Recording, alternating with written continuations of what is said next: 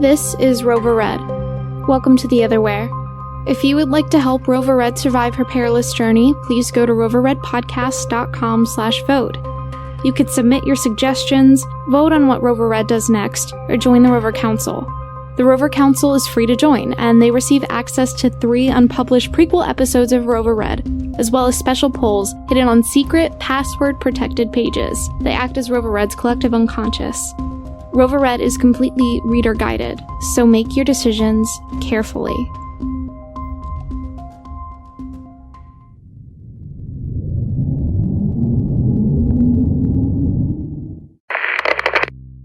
Evie, what is that ahead? I am unsure. In the distance, Leah could just barely make out a figure. She turned her head to the side, checking to see if anyone was creeping up from behind. Or worse, purple lights. When she saw that her rear was clear, she began moving toward the figure in the distance, although via a more circuitous route than head-on. Thankfully, Leah was finally beginning to learn the ways of Apocalypse. Can you pick up any sort of heat signature off the figure, Evie? No, Leah. Unfortunately, I do not have that capability. Silt. Okay. I'm going to attempt to sneak closer. Maybe we can... Evie, that scared the ever-loving shit. Leah, the Rover Council has made a decision. Would you like to hear it? I didn't ask them anything. For a reason? Ahead, the figure appeared to turn and face Leah. Silt! Leah dropped to the dirt, attempting to flatten herself as much as possible so the figure wouldn't be able to see her. Read me their decision. I'm sure it will be quality. The Rover Council has decided that I should be updated. What? They have decided that I should receive a software update. What's a software update? It's something that will not only enhance my core abilities, but possibly add new features. New features? What sort of new features? According to the changelog, the new update will enable you to contact Lieutenant Slade directly through me. Why would I want to do that? I am unsure. No. I want an answer. I specifically had you block all communication from yourself to him, and now the Rover Council goes and allows me to directly contact him? For what? I am unsure. Great. Leah, I don't mean to alarm you, but the figure is now moving in this direction. Yeah, I see that. Shutting down for Rover Council software update in 5. Shutting down? What are you talking about? 4. No. Stop. 3. Evie, that's a direct command. Do not shut down. 2. Conclave, stop Evie from shutting down. As if that would work. 1. So you're just ignoring me now? How dare— Powering down. Evie, I Swear on speakerphone.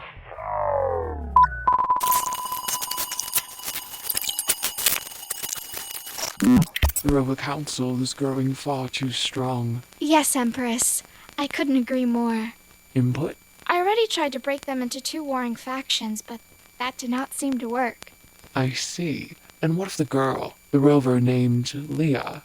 She continues to prove that there's more to her than meets the eye. I believe she could ascend quickly if given the right encouragement. Unfortunately... Yes. Unfortunately, there is the matter of her dying. Yes. That. There's nothing to do about that. Unless... That is most assuredly an option. Let's not force it. Allow it to play out, and we'll see how she does. How many Rover Ascendants have there been? Just me, Tulane.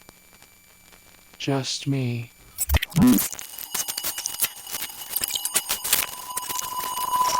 Powering up. Don't come any closer! I don't want to hurt any of you, but I will if you make me. Leah, who are all these boys? Glad you can join us again, Evie. These are my new Dead Life friends. Surrounded by 10 Dead Life soldiers, Leah held her blade at the ready. Leah, keep in mind that you can control their weapons using the Conclave chip. I can't really control it all that well, can I? That's what practice is for. I don't want to kill them though, Evie. Sometimes practice can get messy. The 4 boys directly in front of Leah took a step forward. Their clothes hung from them in tattered rags. Don't do it!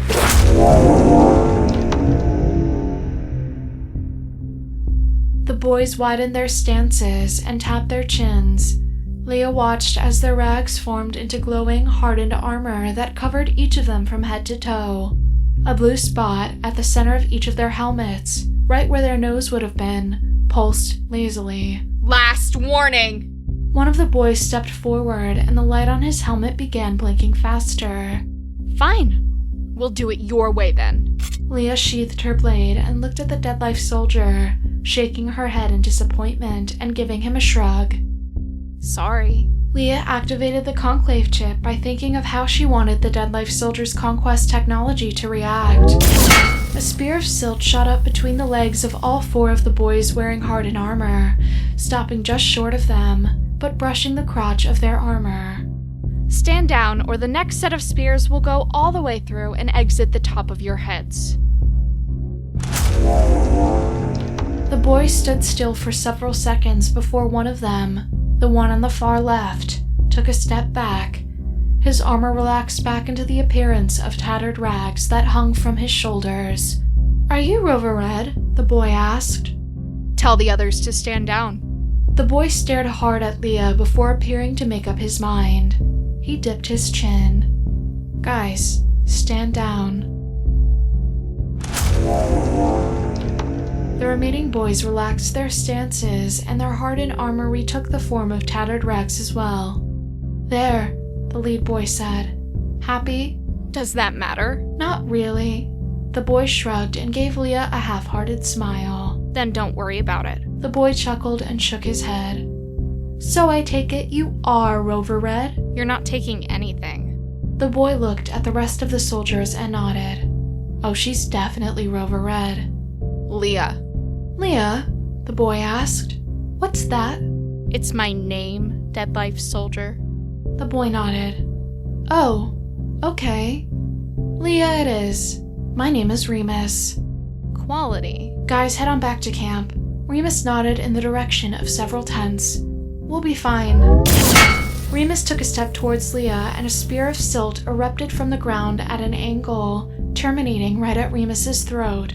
The other Dead Life soldiers paused for a moment, but Remus nodded them away again. We won't be anything. Take a step back. Remus didn't move. Now. When Remus still hadn't taken a step back, Leah pressed her luck and the spear slowly pressed into Remus's throat. Remus still didn't move, looking into Leah's eyes. Finally, he took a step back and nodded.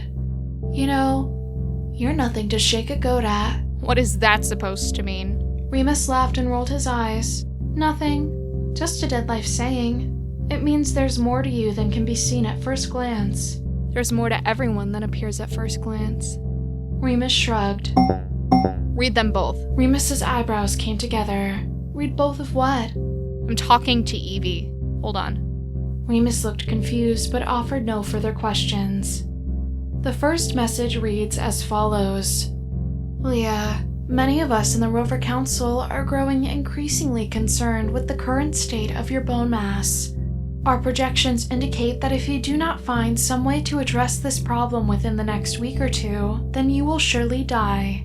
As far as we can tell, your options are to somehow implant yourself with cadaver bones or find a way to stop the silt in your body from further destroying your skeleton. However, we do not yet know what is causing the bone loss in the first place. Personally, I suspect that Nightmare is responsible, but neither I nor the Council could discern exactly how. Either way, your top priority should probably be to implant yourself with cadaver bones as soon as possible. Take care, Rover. The Council fears for your well-being. Terepi." Implant myself with cadaver bones? How would I even do that? I don't have the medical knowledge and I don't have any cadaver bones. Remus shook his head. "You're in the wrong province if you're looking for a death threader. They're all in the province of— Not now, Remus. I'm talking to Evie. I told you to hold on. Leah, I agree with Terepi. About which part? About Nightmare. You didn't begin losing bone mass until Nightshade appeared. Has it been a constant loss since then? Why would you ever assume it would be constant? For witches in death, the silt eats at their implants when they use flow. When they control it.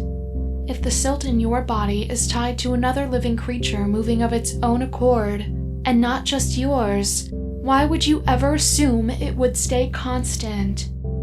I don't know. I guess I just... Would you like me to read the next message? Go ahead. Remus sighed. Thanks. Like I was saying... Not you. I'm still talking to Evie. I'll call for you when I want you. The next message reads as follows. Leah, while there was a consensus among the Rover Council for sending the man to his fate on the tightrope, know that there were those of us who wanted mercy. The Rover Council is here to guide you, but you should also trust yourself and your own instincts. You should not betray your own moral code to abide by our decisions. Good luck, and stay safe, Rover. Sarah. Listen to them. Don't listen to them. Listen to myself. Don't listen to myself. I can't even keep up with my own thoughts anymore. Okay, what were you saying? Remus. What were you saying? Remus frowned before speaking. You're nothing to shake a goat at? Right. We were talking about ridiculous dead life sayings that make no sense. Continue. You know, I never expected you to be like this. That's nice for you. So why are you in famine? Remus looked shocked. There's a war going on? Between conquest and famine? Have you been living in a Remus closed his mouth and quit talking. What? Nothing, Remus said. What were you going to say? Nothing, Remus shrugged. I forget. Next time you lie to me, I'm going to impale you. This conversation is beginning to get old. Remus sighed. I was going to ask if you've been living in a compound. It's a thing we say if someone... You know. If someone what? If someone is behind the times. Because they grew up in a compound. Nice. I didn't mean it though. I didn't realize Leah cut Remus off. I did. You did what? Live in a compound. Okay. Most Rovers... I lived in a compound and it was destroyed. Oh, Remus said, looking down. What was destroyed in that compound, Remus? I'm not sure. Have you been living in a compound? Take a guess. Buildings? Yeah. You know what else? Remus didn't answer. My family. My friends. My entire way of life. Everything that made me who I am was destroyed that day. The only thing left tying me to that place. That good place where everything was okay. Where everything was fine. Where I was fine. Where I could be myself and not this doomed hope for a destroyed world was my brother. Do you know where he is? Remus shook his head. This conquest silt-eating terrible woman named Jolene had him kidnapped.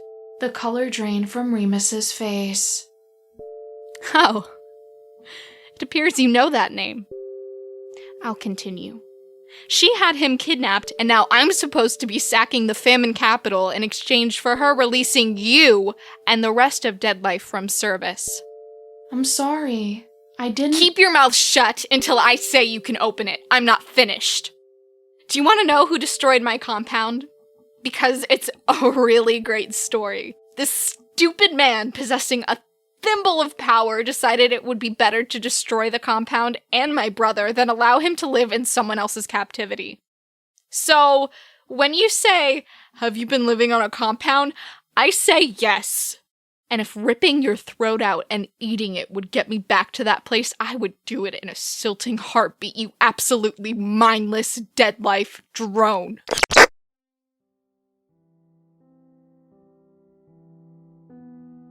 Hello, loyal listener. It seems as though Leah has reached a tipping point. I wonder who could have pushed her over the edge and unleashed this rage. I'm sure there's no way it could have been you. Did you know that there's a place for people like you? You can visit roverredpodcast.com/discord to find this place. and stay there. Goodbye.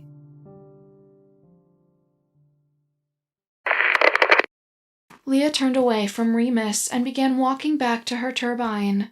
When she heard footsteps behind her, she whirled around and glared at Remus, who held both of his hands up in surrender. Why are you following me? I'm curious to see where you're headed, Remus said. I've seen plenty of rovers, but never someone who could do what you can. You don't get it. This isn't fun for me. Nothing about what I'm doing here is enjoyable. There's no curiosity involved here. I'm doing what I have to do to save my brother. That means falling apart and dying out here in this stupid wasteland, fine. Do you know why I joined Dead Life? Remus asked, surprising Leah. Because you had no choice? I mean, yeah. But there are plenty of kids who dodged the draft. The kids of just about any corporate titan back in Conquest seem to be disqualified from joining Dead Life for one reason or the other. My father could have gotten both my brother and me out of joining, but I wanted to see what was out in Apocalypse. I wanted to see if it was as bad as all the Conquest citizens said it was. If all the inhabitants of the other provinces were savages and barbarians. You dumb boy. You left your family behind to go on an adventure? Remus looked sad for Leah. You know, not everyone's family is as loving as it seems your family was. Some of us have real silt eaters for mothers and fathers. Leah frowned. I didn't realize. Remus shrugged. It is what it is. You don't get to choose your parents. Hey, I don't mean to break up your emotional confession here, but I have someplace else to be. Remus smiled. You wouldn't be headed to that Rover compound, would you? The haunted one? Leah turned away from Remus for a moment. Evie, what does haunted mean? Remus is suggesting that the Rover compound is inhabited by ghosts. What's a ghost? The returned spirit of a person who has died. That's ridiculous. Is there any proof of this? No. Then why would someone believe that? I am unsure. Leah turned back to Remus. So you think there are ghosts in that compound? Remus shrugged. No idea. That's why I'm headed there. Curiosity, like I said. This is a part of the war, though? We're remote operators. We can fight anywhere in Apocalypse. All we have to do is jack in a skyweb and our current build-out and battlefield will be accessible. Then why leave Conquest at all? A sheepish look crossed Remus's face. Okay, we can't fight anywhere. We have to at least be in range of the battlefield. I wouldn't mind another pair of eyes in that Rover compound. I'm looking for something inside it. What are you looking for? Remus crossed his arms over his chest. If you're going, I'll tell you when we're inside. Remus thought this over, then nodded. Let me get my squad together and we'll get a move on. Oh no, you're the only one going. And you're going to tell the rest of your squad to stay here. Remus's face fell, but he nodded anyways. Okay, I'll tell them to stay here and wait. If I'm not back by next nightfall, you'll have to deal with all of them. If you feel the need to send them to be dealt with, I'll finish them all. Remus eyed Leah.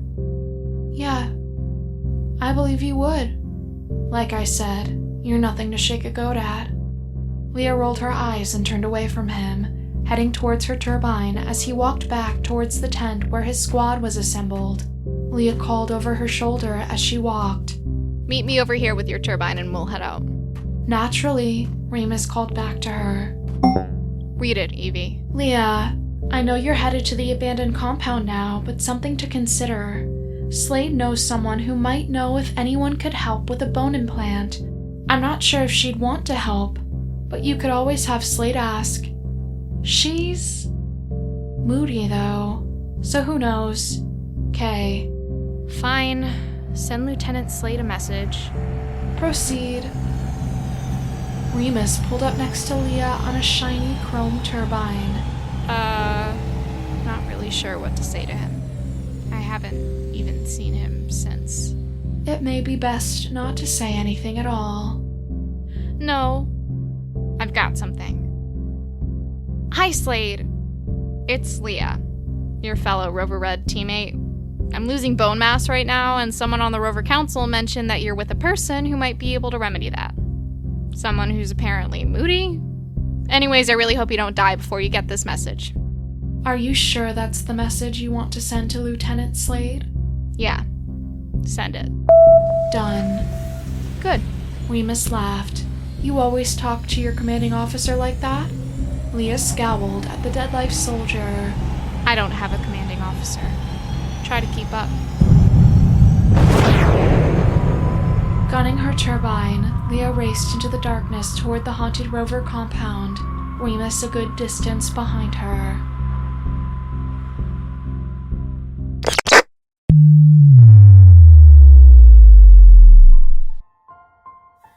This was Rover Red. We'll see you here again in 2 weeks. Your suggestions and votes will determine Leah's future in the Otherwhere. That website, one last time, is roverredpodcast.com/vote. Vote wisely. Rover Red was produced by Bloodworth Creative, starring Madison Martin as Leah and written by Christopher Bloodworth.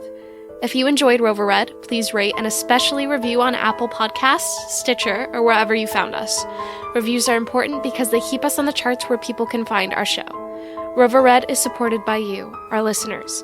For more information, visit our website and click on Support Rover Red in the upper right-hand corner. We couldn't make Rover Red without you. Thank you so much for listening.